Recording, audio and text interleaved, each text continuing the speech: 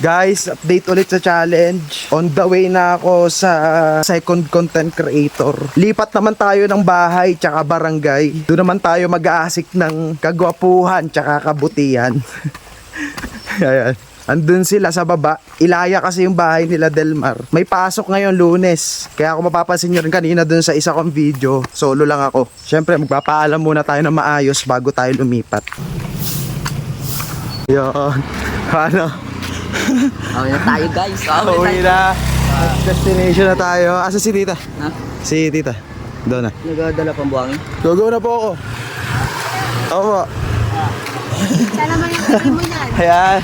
Nagpaalam po ako muna. Kaya pa hindi pa po ako naalis. Guys, sinamahan tayo ng tropa nating si Yael Yampaw. Papunta na tayo sa next creator na iko-collab natin na taga Sumangga. At Google Maps ko 2.5 hours pag nilakad galing dito sa Balanacan. Yun yung challenge na kailangan natin ngayong gawan ng diskarte at paraan kung paano tayo makakasabay.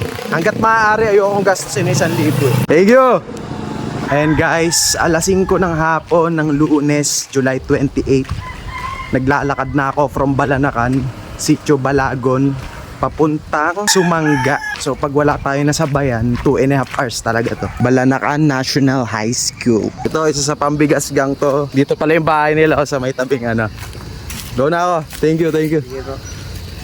God bless. Guys, update. Buo pa yung 1K. As much as possible, yun nga, ayoko siyang gastusin. Pwede naman ako mag-commute. Buong Marinduque iikutin ko Pangalawa pa lang ako. Sana may magpasabay.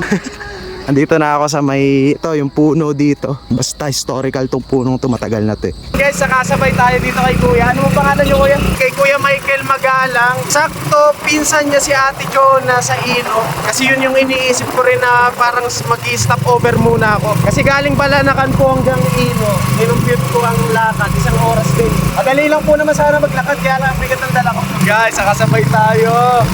Thank you Lord. Ayan, dito na kami sa Ino. Stop over muna tayo kila Ate Jonah. Baka makadiskarte hanggang bayan ng Mugpog. Guys, ang galing nung nasabayan ko, kapitbahay mismo nila Ate Jonah. Para tayong inatid ng door to door. Thank you po. Ayan. Tao po. Ayan, dito tayo ngayon kila Ate Jonah. Woo! Stop over muna.